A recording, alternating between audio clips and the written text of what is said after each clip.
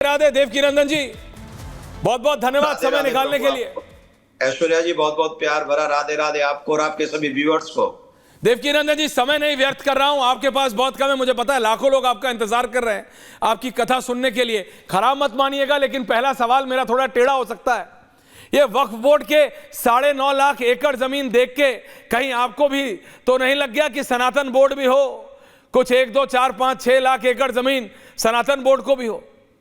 नहीं तो क्या आवश्यकता है, हम तो सनातनी है सब। ऐश्वर्या जी, आप कुछ भी पूछिए, जो सही बात होगी हम आपसे वही करेंगे। आप ये समझिए कि वक्फ बोर्ड जो इनके लिए 9.5 लाख एकड़ करीब जमीन है, ये भारत में जितनी परसेंटेज है, मेरे ख्याल से 17-18% है, और हम लोग 80-83% हैं, और 80-83%, 83-84% हम लोग हैं। तो आप हमको बताइए कि फिर हमारे पास कितनी लैंड होनी चाहिए? हमारे साथ तो अन्याय हुआ आजादी के बाद में, हमारे साथ तो अन्याय हुआ है आजादी के बाद में। जब जब इस देश में अल्पसंख्यकों के ऊपर कोई बात होती है तो पूरा राजनीतिकरण, पूरे पढ़े लिखे लोग सब बोल उठते हैं, लेकिन जब सनातनियों के ऊपर कोई विपत्ति आती है तो कोई नहीं बोलता। उदाहरण के तौर पर बांग्लादेश में कोई नहीं बोला, जब बांग्लादेश में काटे गए तब कोई नहीं बोला। बांग्लादेश में बहन बेटियों की अभी रिसेंटली की ये खबर है जी। उसके बाद में अभी कनाडा में जो हुआ है, क्या वो हम उससे भूल गए? कनाडा में अभी कल रात को ही मंदिर में, टेंपल में आक्रमण हुआ है, तब कोई नहीं बोलता है। और फिर सनातन बोर्ड इसलिए जरूरी है कि हमें मंदिर में प्रसाद में मिलावट करके आप उल्टा सीधा खिलाओगे और हम खा लेंगे और हम उस पर कुछ बोलेंगे नहीं, ये तो गलत है ना। संविधान कहता है आपको, हम सबको अधिकार है अपनी पूजा पद्धति करने का, तो अगर पूजा करने का अधिकार है तो हमारी पूजा में मिलावट करने का किसको अधिकार है?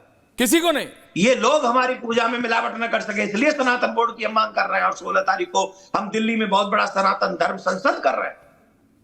नहीं, लेकिन देवकी नंदन जी, मैं बहुत विनम्रता से आपसे पूछ रहा हूं, क्या सिर्फ यही जो घटनाएं हुई कि गंदा खाना, थूक के खाना, और क्या क्या गंदगी भी हमने देखी कि दूध के थाल में, गुलाब जामुन के परात में क्या क्या ह्यूमन एक्सक्रीशिया तक मिला दिया गया, तो क्या यही एक रीजन है आप सनातन बोर्ड बनाना चाह रहे हैं कि आपका एक बड़ा टारगेट है, आपका जो औचित्य, आपका जो एक विजन है वो कुछ और है? नहीं, हमारा विजन है, बहुत बड़ा विजन है साहब।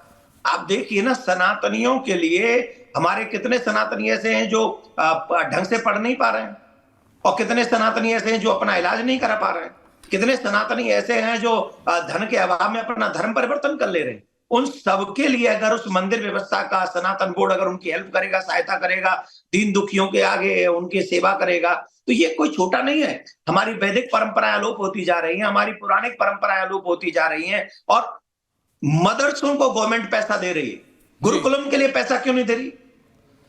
गुरुकुलम को कोई बोर्ड क्यों नहीं अपने साथ में रखता है? तो आप भी क्या only me and Devki Nandan ji full frame? तो क्या देवकी नंदन जी, मैं जो समझा अभी, तो क्या आप ये चाह रहे हैं कि जैसे वक्फ बोर्ड को जमीनें मिली वैसे सनातन बोर्ड को भी जमीनें दें?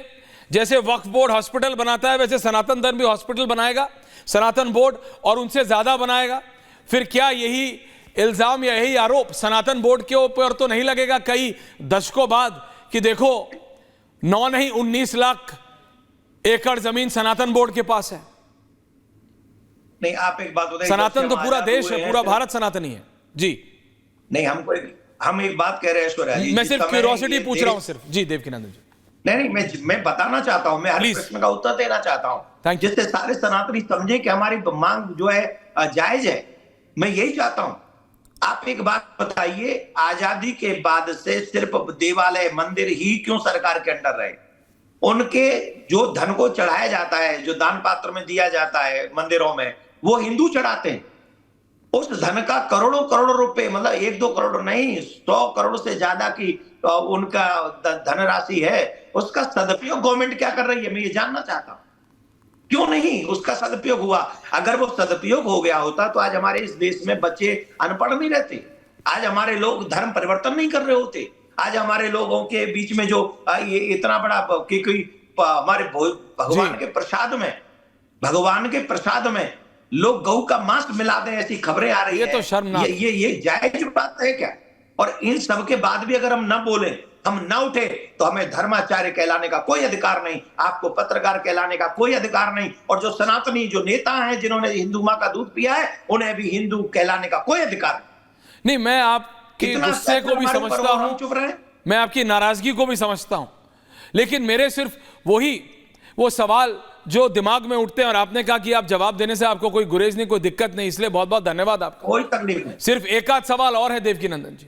आपने कहा लाखों लोग इकट्ठे हो, 16 तारीख को आप एक कार्यक्रम कर रहे हैं, आप अकेले नहीं हैं, कई धर्माचार्य, कई कथावाचक, कई बड़े बड़े सनातन से जुड़े हुए लोग, जैसे आपके पीछे लाखों नहीं करोड़ों लोग हैं। आपने कनाडा की बात की, कनाडा में हिंदू मंदिर के परिसर के अंदर घुस के, हिंदू मंदिर के परिसर के अंदर घुस के लोगों को मारा गया। उसका जो शुरुआत है वो राजनीतिक है, लेकिन अंत मंदिर पर वार है। यह दिक्कत है, मंदिर पर वार, चाहे कनाडा हो या दुनिया में कहीं या भारत में, हर एक सनातनी को इसका विरोध तो करना पड़ेगा देवकीनंदन जी। और क्या सनातन बोर्ड जब बनेगा, जिसका चार्टर मुझे बताया गया, आप खुद लिख रहे हैं, तो क्या जब ये सनातन बोर्ड बन के तैयार होगा, क्या उसके बाद हर एक सनातनी को, सिर्फ 140 करोड़ भारतीय नहीं गुरुदेव, क्या पूरी दुनिया में जितने सनातनी हैं, क्या उनको एक सेंस ऑफ बिलोंगिंग मिलेगी, और क्या उनको उससे सशक्तिकरण मिलेगा? जी देखिए, अगर यह सनातन बोर्ड बनता है, सरकार इसे बनाती है, हम आपको विश्वास दिलाते हैं पूरे विश्व में सनातनी कहीं भी रहेंगे, उनकी सुरक्षा, उनके लिए आवाज उठाने का कार्य सनातन बोर्ड करेगा, धर्माचार्य करेंगे, और उस सनातन बोर्ड में जो लोग रहेंगे वो करेंगे, और ये उनकी रिस्पॉन्सिबिलिटी होगी, उनकी जिम्मेदारी होगी। अब यहाँ पर जो मंदिर में, कनाडा के मंदिर में घुसकर जो आक्रमण किया गया, जो बहन बेटियों के ऊपर हाथापाई की गई है, और जो उन लोगों को बहुत कष्ट दिया गया, मंदिर में जाके तोड़फोड़ की गई है, ये वीडियो आप देख रहे हैं। मैं एक बात जानना चाहता हूं, सिख समुदाय का निर्माण गुरु गोविंद सिंह जी ने किस लिए किया था? सनातनियों की, सनातन परंपराओं की रक्षा के लिए सिख समुदाय, हमारे भाई हैं, उनका निर्माण किया गया था। मुस्लिम भी अगर हमारे मंदिरों में आक्रमण करें, अन्य लोग मंदिरों में आक्रमण करें, और जो लोग अपने आप को कुछ कह रहे हैं वो भी आक्रमण करें, तो हम में और उनमें क्या अंतर रह जाएगा, क्या भेद रह जाएगा? और फिर मैं वहां की गवर्नमेंट से भी ये कहना चाहूंगा, आप कहीं ये तो नहीं समझ रहे कि आप हिंदू हैं तो आप हिंदुओं को मरने के लिए छोड़ देंगे? पूजा स्थल, मंदिर जो हैं, उनकी आप सुरक्षा नहीं कर पाएंगे? क्या कनाडा की सरकार फेल हो गई है? अगर फेल हो गई है तो उसे बात कबूल कर लेनी चाहिए, स्वीकार कर लेनी चाहिए, और अगर नहीं तो पूरे विश्व में जितने भी सनातनियों ने एकजुट होकर इस जो ये कार्य हुआ है कनाडा में, इसका विरोध करना चाहिए। और मैं आपके चैनल के माध्यम से विरोध करता हूं। एक बार और कहूंगा ऐश्वर्या जी, सनातन बोर्ड के निर्माण के लिए नहीं, सनातन की रक्षा के लिए 16 तारीख को जो अपने आप को सनातनी कहते हैं, उन सबको दिल्ली में एकत्रित होना चाहिए और अपनी आवाज बुलंद करनी चाहिए। सिर्फ एक आखिरी सवाल, इससे पहले मैं आपको जाने दूं, मैं जानता हूं लाखों लोग आपकी वाणी को वहां सुनने के लिए इंतजार कर रहे हैं, लेकिन देवकीनंदन जी, आपने विदेश की बात की, मैं वापस आपको देश में ला रहा हूं। जो कनाडा में हुआ वो दुनिया देख रही है, विजुअल चेंज।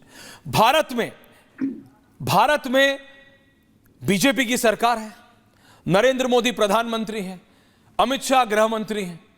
विपक्ष तो यही बोलता है कि ये तो प्रो हिंदू सरकार है, अकलियत यानी मुसलमान को वो ऐसा बताते विपक्षी राजनेता कि वो खतरे में है। आप कह रहे हैं कि बीजेपी की सरकार में सनातन बोर्ड की आवश्यकता है। क्या हिंदुओं के पास बीजेपी की सरकार में भी सशक्तिकरण की कमी है? मैं आपसे जानना चाह रहा हूं, बहुत फ्रैंकली पूछ रहा हूं। देखिए जी, पहली बात तो ये बहुत बड़ी गलती है कि ये मुस्लिम अल्पसंख्यक हैं, जिनकी आबादी 17-18 करोड़, वो अल्पसंख्यक कैसे हो सकते हैं? जिनके पास 9.5 लाख एकड़ जमीन हो, वो अल्पसंख्यक कैसे हो सकते हैं? भारत में तीसरे नंबर की संपत्ति के मालिक हैं वो वक्फ बोर्ड वाले, और उन्हें अल्पसंख्यक कहा जा रहा है, उन्हें अल्पसंख्यक कह रहे हैं। ये हमारी गलती है, पहली बात। दूसरी बात, जब से देश आजाद हुआ है, सनातन का शोषण हुआ है, सनातनियों का शोषण हुआ है। भारत में अगर आज मोदी जी की सरकार है तो कम से कम ये आशा करते हैं कि वक्फ बोर्ड बना है इस देश में 1954 में, तो 2024 में सनातन बोर्ड भी बन जाए, ऐसी हम आशा मोदी जी से ही कर सकते हैं। अमित शाह जी से ही कर सकते हैं, उन लोगों से नहीं कर सकते जिन लोगों ने 1954 में वक्फ बोर्ड बनाया पाकिस्तान बंटने के बाद भी। ये जो जमीन थी, जो लोग कह रहे हैं दान में मिली है, तो पाकिस्तान की जमीन कैसे मिली थी? एक मौलाना जी को मैं सुन रहा था, बड़े बड़े वयोवृद्ध थे, हमारे पूर्वजों ने फांसी के फंदे को चूमा है, हम लोग इसके कुर्बान हुए हैं। अरे भाई, कुर्बान हुए हो तो आप जब कुर्बान हुए हो तो आपने कुर्बानी का रिजल्ट ले लिया ना पाकिस्तान। आप अगर कुर्बान हुए हो तो आप कुर्बानी के बदले जमीन ले चुके हैं ना पाकिस्तान। आपकी कुर्बानी पाकिस्तान जा चुकी है, आपकी कुर्बानी का कोई हिस्सा भारत में नहीं रहा है। आप पाकिस्तान का वो इस देश बना चुके हो। अब तो आप भारत के लोगों के साथ में रहते हो, तो भारत की भावना, सनातनियों की भावनाओं का ध्यान रखना चाहिए। और इस देश पे सबसे पहला अधिकार अगर किसी का है तो हिंदुओं का है, सनातनियों का है, ये मैं दावे से कहता हूं। राधे राधे, बहुत बहुत धन्यवाद। ये थे बहुत देवकीनंदन ठाकुर जी, आपने समय दिया, बहुत बहुत धन्यवाद आपका। बहुत रिपब्लिक धन्यवाद भारत भैया।